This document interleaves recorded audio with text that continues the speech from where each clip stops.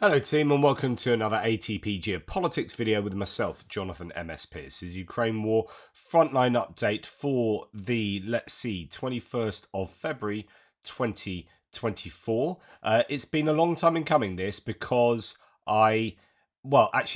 some critics might say that, how convenient you haven't done any mapping in the time when the Ukrainians have been losing the most territory when the Russians have been doing as well as they have been.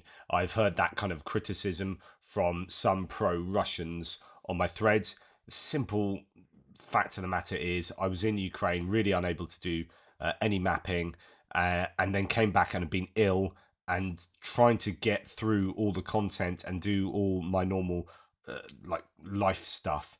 It's been very difficult to get mapping done, and also I can't get hold of JR at the moment, so I hope he's all right. I did sort of 2.5 hours of mapping yesterday that has got us to where we are. So there's a lot to catch up on, but it is for no other reason than it's just sheer coincidence that my time of not mapping has come at the time where Russia have made the most ground for a long time. Now that is not to my advantage at all.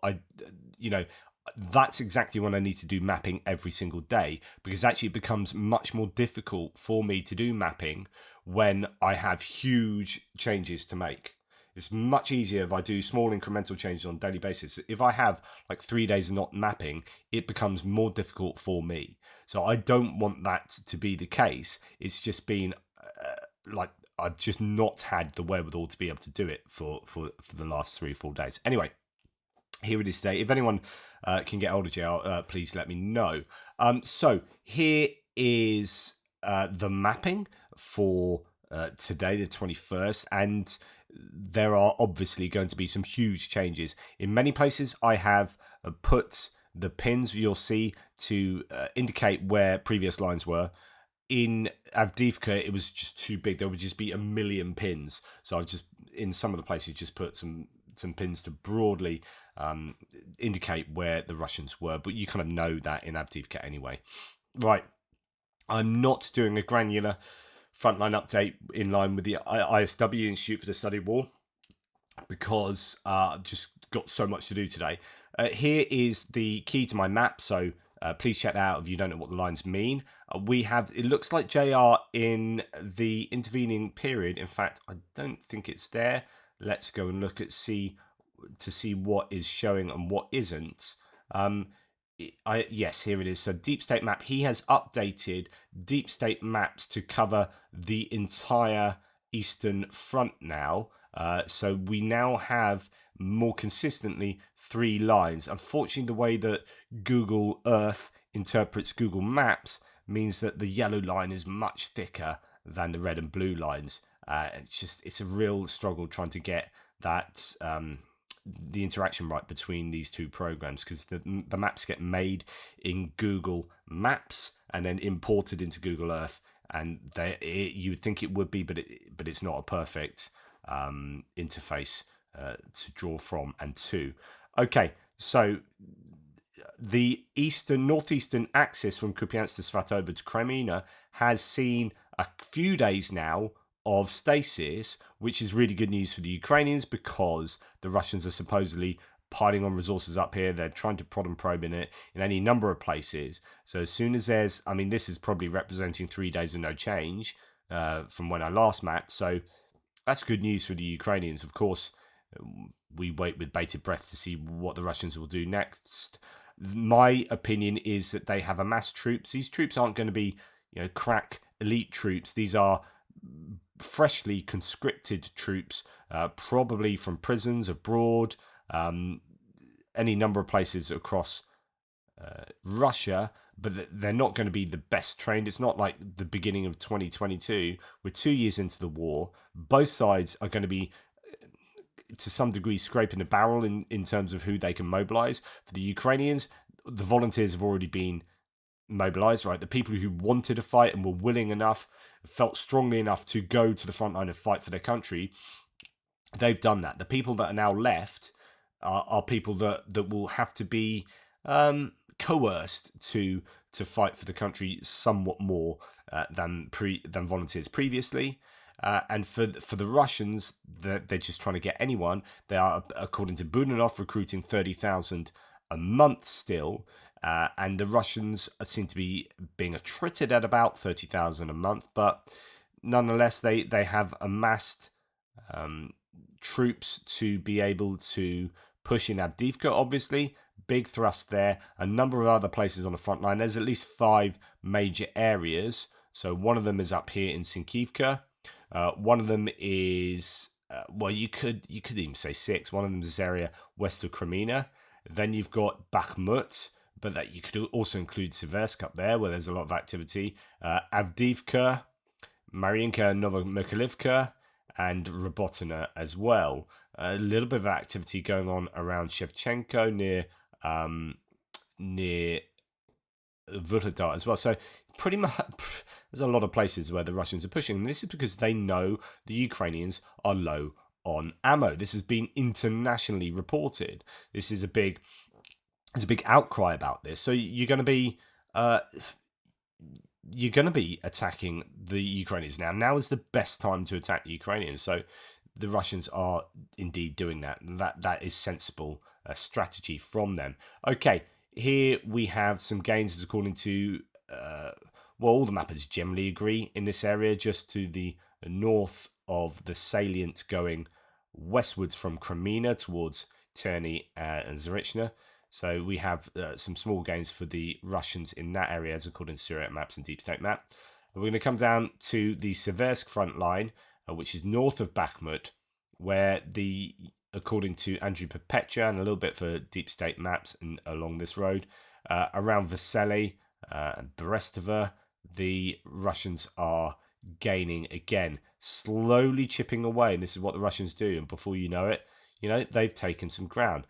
I don't know about the costs incurred on the Russian forces here. I don't know whether this is something that they are easily doing, or whether this is a tough grind for them.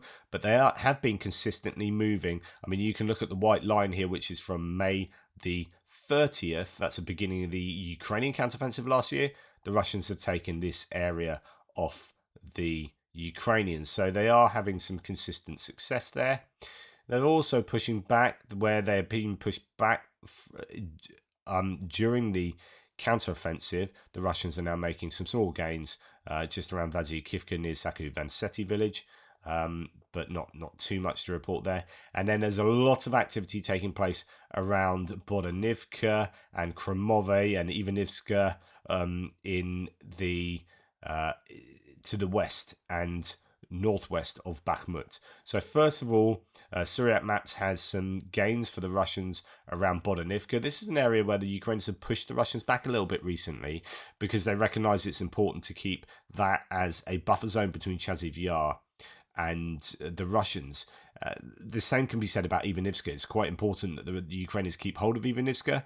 It is along what was one of the roads of life. You have the road coming in through Kromove up here, and this one through Ivanivska.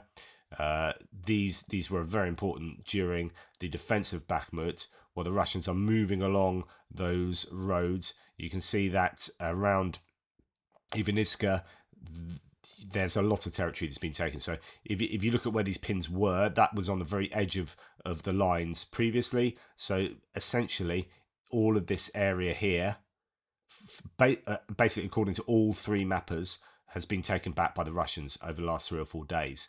So that is a significant area of land, and they're now on the outskirts of Ivanivska. There's some Russian reports that they're fighting in Ivanivska, and then some denials that that's the case, and that they're actually 200 meters away from Ivanivska.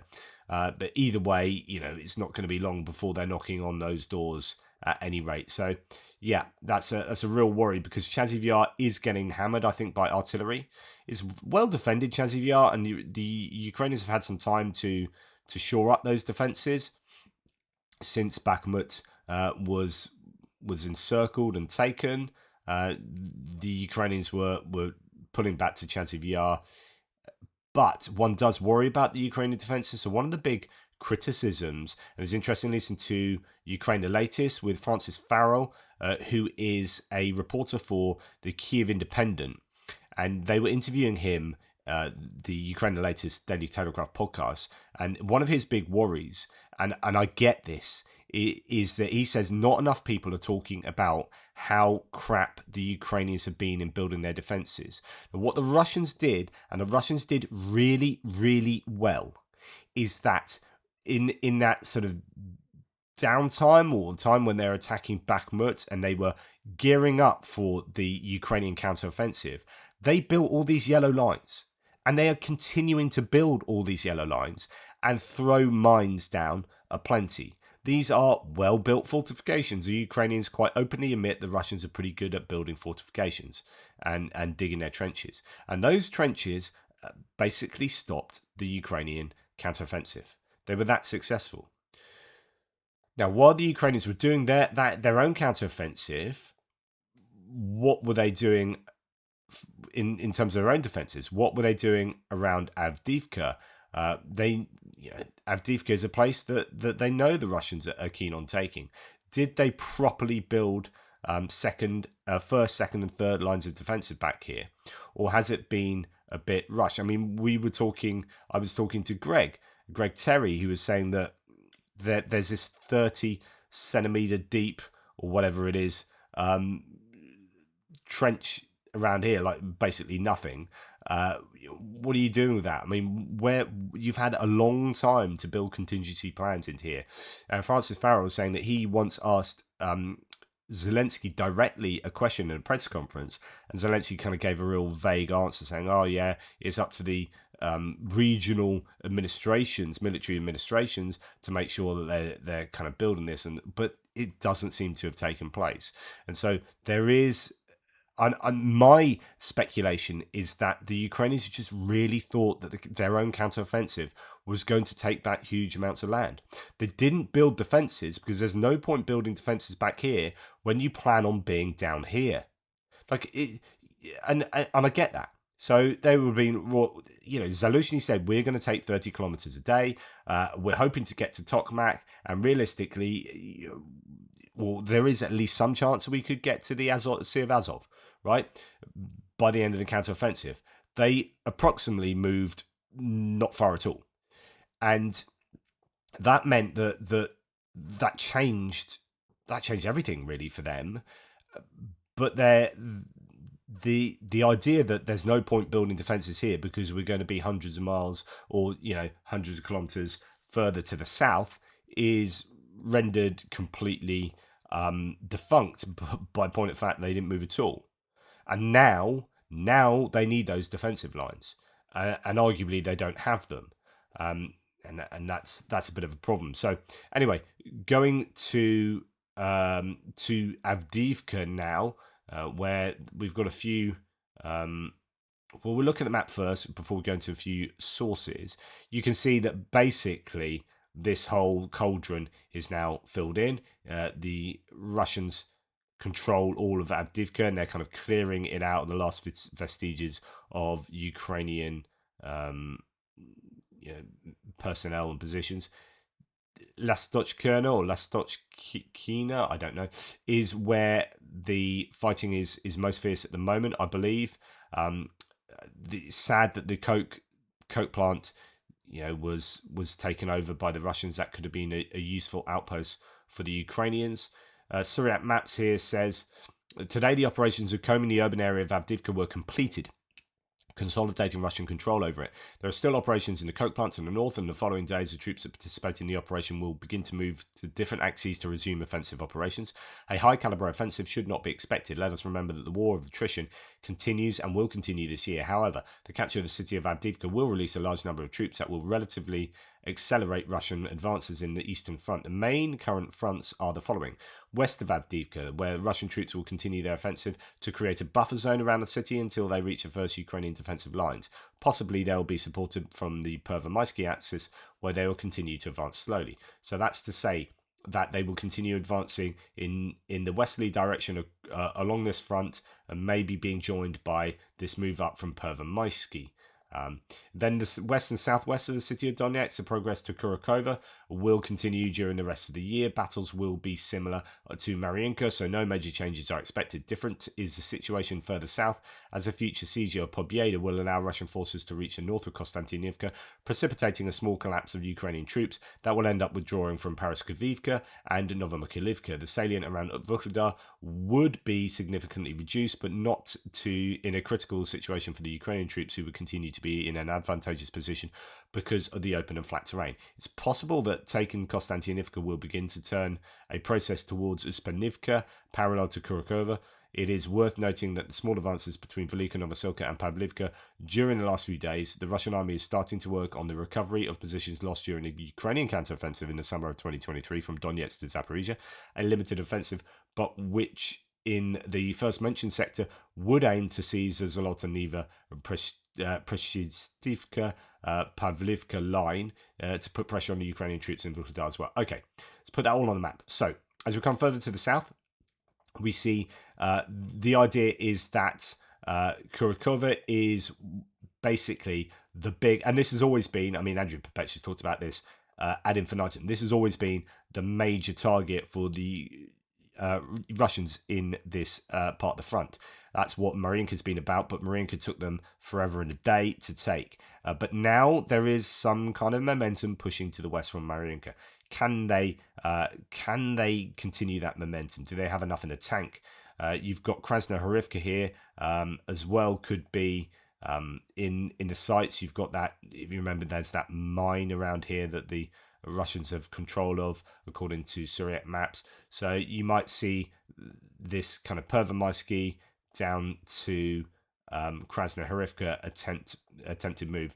I mean, there is Novelsky that is a problem for the Russians. They've been unable to take a small agricultural settlement that allows the Ukrainians to keep this front and stop the encirclement of Pervomaisky. Remember, these are quite well dug in positions along here. Even though they are just fields, there are quite a number of fortifications. And Pobieda does the same as Novelsky does further north for this area. And so this is why you're going to see a large push on Pobieda, in my opinion, because this is a key to unlocking this road that comes down to Konstantinivka, which is another big target for the Russians. That's why Novomykhailivka is being fought over. This is kind of acting as a buffer zone for Konstantinivka. So this is the road that goes down to Vuhledar. The Russians would, and the key, it's like dominoes. So Pobieda goes, that means Konstantinivka will go, Novomykhailivka will go as this gets sort of encircled, and then you have Vuhledar then being challenged from the north, which is exactly what the Russians want to do, because this is on higher ground than that in the south. It's very difficult for the Russians to move northwards. It's much easier, in a sense, to move further down the south along this road, which is kind of on the same level ground as Vuhledar. But yeah, easier said than done. They still need to take all of this, but that's generally what they're intending to do. So they'll have a straight, ideally for them, a kind of straight line from the north of Avdiivka coming all the way down there. I mean, that's essentially what I see the Russians planning to do. So let's just put that on. It's going to look something like that. And that's what they're doing. They are clearly working at ways of doing that, whilst also, as mentioned there from Syriac maps, trying to take back some of this territory that they lost in the Ukrainian counteroffensive. On the northwestern and Luhansk front, slow advance towards the Zherebets and then Oskil rivers will continue. I mean, this is quite maximalist here. So the idea is that, yeah, they're getting towards the Zherebets river and then the Oskil. That's easier said than done. I mean, think how long it's taken the Russians to take Avdiivka. So the Zherebets river comes down here. The Oskil river is all the way over here, and that's a big ask to take all of this. This is what Budanov was talking about today in his Wall Street Journal article, that, to take Luhansk and Donetsk, it ain't going to happen this year, despite what the Russians say. But Syriac maps is like, yeah, this slow advance towards the Zherebets river. So this one that comes down here. Where are we? So Zherebets up, through this here, up through Makivka, up there. So that slow advance towards the Zherebets there, and then towards the Oskil. Well, that march towards the Oskil is that'll be a tough one for the Russians, especially if there are increased ammunition production and procurement in favor of Ukraine. Anyway, there is talk in that the next objective will be Kupiansk. It is true that it is one of the cities set for the Russian army. However, the necessary conditions for the entry into the first districts of the city have not yet been met.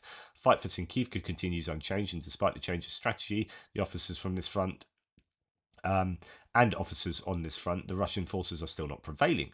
Bakhmut front, the front regained importance in the last months when the Russian troops managed to regain all the lost territory in the summer of 2023 and advance towards Chasiv, taking the Popivska area. The localities of Bodanivka and Ivanivska are the last obstacle to reach the channel, leaving the Russian troops in a position for a future assault on the city of Chasiv and the unblocking the situation around Klishchivka. The war is entering its third year and sadly will continue indefinitely, producing more irreparable human losses. Yes, so that's your overall of everywhere. Now let's go back to Avdiivka. Sorry, this will be a slightly longer video than normal just because it's been so many days since I've talked about it. So again, Lastochkirna, there is an area that is seeing a lot of fighting. Ukrainians hit and destroyed a large armored convoy of Russian forces east of Lastochkirna, and as a result repelled a large scale assault. And in fact, War Translated talks about this. The Russians entered Avdiivka and thought they'd keep going, but now they're getting obliterated in Lastochkirna to the west of the town. As this is a Russian source saying, damn, in general, the guy sent me something, but they didn't allow me to post it. In short, Lastochkino is, that's how you know it's Russian because of the spelling and whatnot, is being wiped out. It's a mess there. They are firing from everything, and by the way, clusters too. So the Ukrainians are having enough ammunition, cluster ammunition in this area. I would have thought the Ukrainians will be throwing all the ammunition they've got that they are manufacturing themselves, that they're getting in dribs and drabs from abroad consistently, and they'll be putting that into certain places. Again, to refer back to Francis Farrell, the Kiev Independent journalist, he was saying that some of the artillery crews that he's talked to have been voluntarily sort of stockpiling their own ammunition for emergencies like this. So he says some of these artillery crews do have ammunition, but they have it because it's during the good times, if you like. It's a bit like the old biblical tale of granaries and whatnot. You put some aside in times of plenty, and then you can have some artillery ammunition in times of famine. And there is an artillery ammunition famine at the moment, but some of these crews are still using them at very rationed rates, but using stocks that they themselves had put by for tough times. So I thought that was quite interesting. Nonetheless, yeah, they are using cluster munitions there. I've seen some footage of cluster munitions being used variously around the front line. So there is still ammunition there, but it is not at the levels that they need it to stop. Essentially, artillery's got a war, and you stop the Russian advances by absolutely raining shells down on them. That's how you stop them, and they've been unable to do that. There was another video I saw last night where there was this massive accumulation of Russian troops. It's being spotted by a Ukrainian drone. They couldn't do anything about it. It's like, wow, just 20 shells and you've wiped out a whole bunch of people and equipment there, and it was just nothing they could do about it. There you go. It's criminal. Right, talking about just north by the coke plant. So we got Stepova up here. You got the coke plant there, and the Russians making some advances towards Lastochkirna. From south of the coke plant. Review of the situation where Stepova has been placed completely in the grey zone, and there is slightly more territory in Russian hands near Lastochkirna. Russian forces have tried to attack that village in the past 24 hours and lost considerable equipment and personnel. So there's a lot of confirmation of these claims that the Russians have had a hard time in that particular place. Now, we're going to come out from there. So that's where we're at now. Those are the new lines. It's some considerable gains for the Russians in Avdiivka. A little gain here for deep state maps just near Novelsky. That'll be a bit challenging for the Ukrainians there, but none of the other map is showing that. And then we have Marinka, no change there, no change in Novomykhailivka, but further to the south, some fairly significant gains. So you can see where the Russian lines were, according to Andrew Perpetua, and that's moved now to here. So that's some fairly significant moves there. And for Syriac maps, further still. So Andrew Perpetua is somewhat more conservative than Syriac maps, waits for definitely confirmed evidence. So it could well be that the Russians are at the red line of Syriac maps, and that we might see Andrew Perpetua catch up at some point with that claim, or it's an overconfident claim. So this is, but just to go back to Marinka. So this is this area by Pobjeda. So the area on Null Reports' map is going to be talking about this, which Syriac maps had as an increase of Russian control there. After securing Marinka, Russians have restarted offensive operations towards Pobjeda and managed to reach the village outskirts. The capture of the town is premature, although the situation is hard. Ukrainian reinforcements were sent recently to stabilize. I think this is a very important little village. This agricultural, it's a tiny little place. Russians have struggled to take that, and it is the key. It's that first domino for all of this area. So it's really important for Novomykhailivka and for Konstantinivka that the Ukrainians keep hold of that, and that is why they're sending reinforcements there. It doesn't surprise me one bit. And then as we come further, interesting. So Surat maps, this is subsequent to my mapping last night. Okay, I've put that in there, but I haven't looked at it yet. That's interesting. So this is a change to the mapping. This has come out just before I did this, and I grabbed this from Syriac's thread. And just what we were talking about. Oh dear, if this is true. Situation southwest of Donetsk. Russian army has secured the rest of Pobjeda village as the Ukrainian army retreat from the area. In addition, troops captured the ancient pond south of the H15 after combats to advance along this road began 9 days ago. So that's just there. Right, that's a real worry. So that is this area being taken. So all of that area, and then here. Now that's exactly what I've just been talking about. Reinforcements going in there to stop that from happening. If Surat Maps is correct, and of course pinch of salt and all that, then that is to me quite a concern, because I think that's a super important little village in the same way that Novalsky is up here. So that worries me, because as you can see, that then opens up a real encirclement of Novomykhailivka, and then you've got Paraskovivka, Konstantinivka next. So not good news if that has happened. Right. And then Surat Maps says, so this is 10:37 yesterday. What's this one? This was this morning. So actually, yeah, the previous one was currently there are no Ukrainian soldiers in the settlement of Pobjeda. Russian army is cleaning the locality after the retreat of Ukrainian forces to the western and southern forest belts. From this point on the road, Konstantinivka is open from the north, where the high ground will allow the Russian troops to dominate the Ukrainian movements of the locality, along with those of Paraskovivka and Novomykhailivka, which would precipitate the withdrawal of the latter two. In other words, exactly what I was saying there. It's trouble for these settlements here if the Russians are able to advance from the north. So, yeah, that could well be pretty worrying for the Ukrainians. Right, moving then on to towards Velika Novosilka sector, and just to the east of there, around Novodonetsk, the Russians have made some gains according to Surat Maps. So we'll have a look here. Here we have it, I believe. Situation southwest of Donetsk. The Russian army advanced for the first time in months. This is Shevchenko taking control over a series of positions from the Ukrainian army. Now, I might not have this. This might be another. Yeah, this is what. Oh no, that's from yesterday morning. So that is Shevchenko over here. So there, I might have missed that on my mapping. It was late. So there could be some gains for the Russians there. Yeah, it looks like it. So it looks like I need to add to that, but actually that's what Andrew Perpetua appears to have had in an advance along that tree line anyway, so it might not be anything drastically new. Nonetheless, there is that. No Reports talks about Shevchenko again here. Russia activated another axis, namely Shevchenko, southwest of Vuhledar. A big mechanized column was completely annihilated by soldiers of the 58th Brigade. Nothing or nobody survived, and that is caught on video footage there. Big explosions, stuff happening.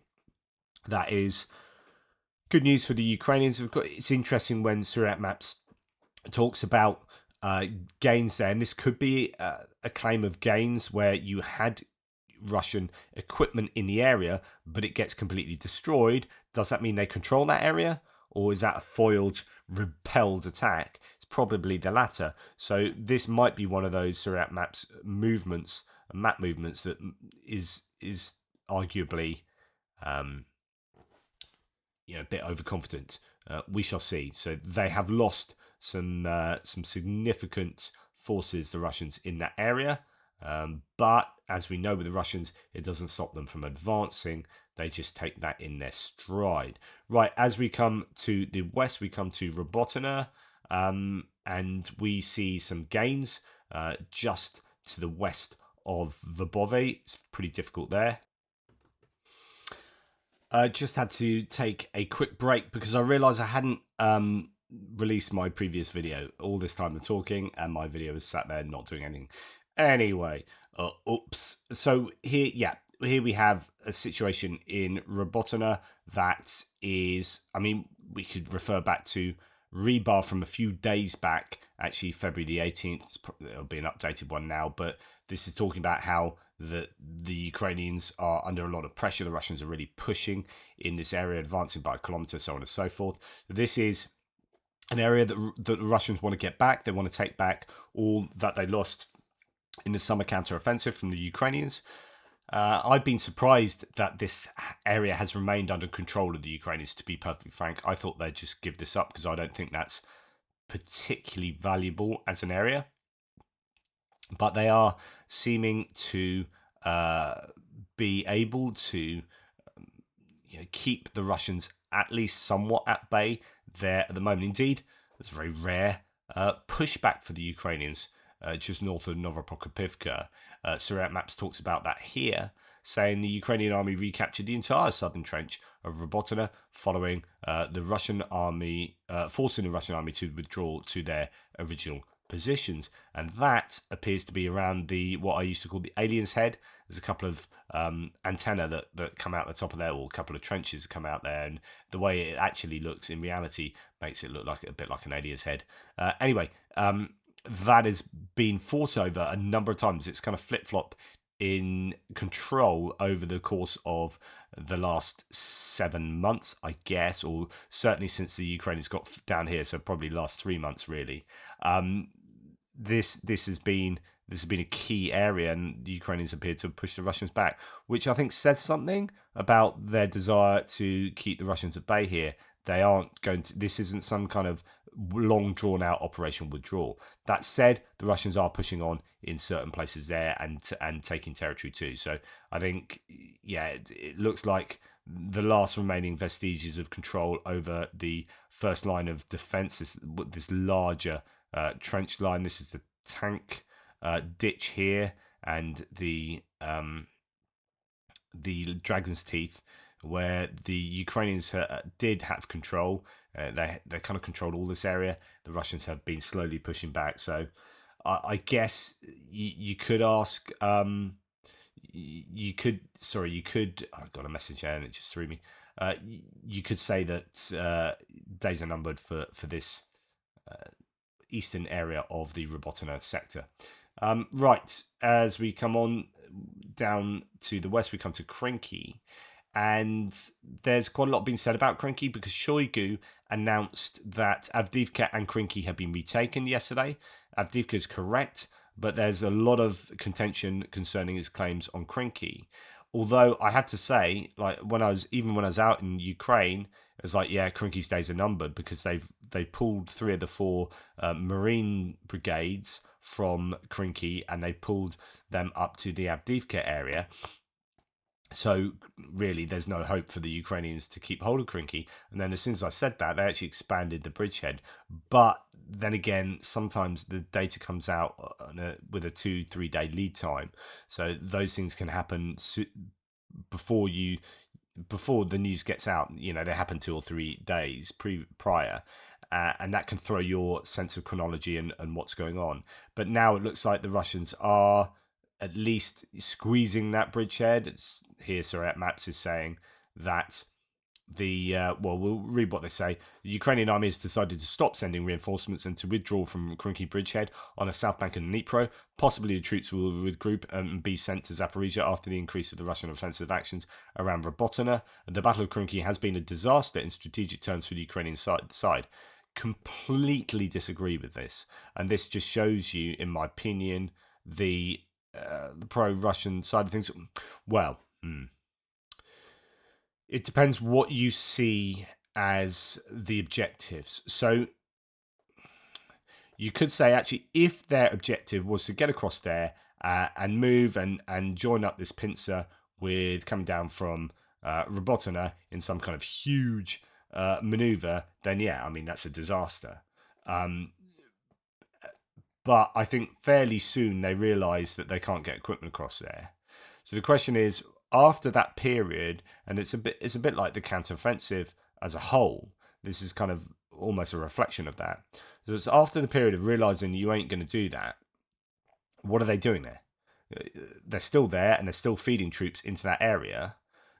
Do they actually think they're going to expand this bridgehead hugely? My guess, and I said this a million times, was that these troops, unfortunately, were used kind of as bait to attract Russian attention, troops, and equipment to this area, fix them there in their attempt to dislodge the Ukrainians, and then the Ukrainian drones and artillery just went to town on them. And that's exactly what happened. The Russians lost a phenomenal amount of equipment and troops in this area. The Ukrainians lost some as well, of course. It was difficult for those troops. They didn't really lose any equipment. Very few bits of equipment. They tried to get across anywhere between 1 and maybe 6 bits of equipment, from what I can gather, and all of that got taken out. But the Russians, on the other hand, lost maybe 200 bits of equipment over time, and they are still being attrited in the area. So I disagree with the idea that it's a disaster. I think this has been really difficult for the Russians in losing an awful lot of stuff. Anyway, he says, unable to consolidate control over the other bank of the Dnipro and advance south of Kherson, only the Ukrainian actions were useful as a focus of distraction and diversion of Russian troops to other fronts. I think it's much more than that. I think the attrition there has been really quite challenging for the Russians. However, as in Zaporizhia, the Russian army had been properly prepared after the Kherson debacle of 2022. At present, the troops are advancing in the interior of the locality, carrying out combing operations on the areas that are still out of their control. I mean, that's the Russian sources in the area were not talking about how well prepared they are. There's no counter battery fire. They were struggling with electronic warfare. They were struggling with drone usage. So yeah, I think that's not quite accurate. But I would agree, it's not what the Ukrainians originally would have conceived, which is very much the same as the counteroffensive as a whole. They conceived getting down to Tokmak and the Sea of Azov, and they stayed around here and just decided then to attrit the Russians from a distance, which I think they did very successfully, but they didn't take serious amounts of land.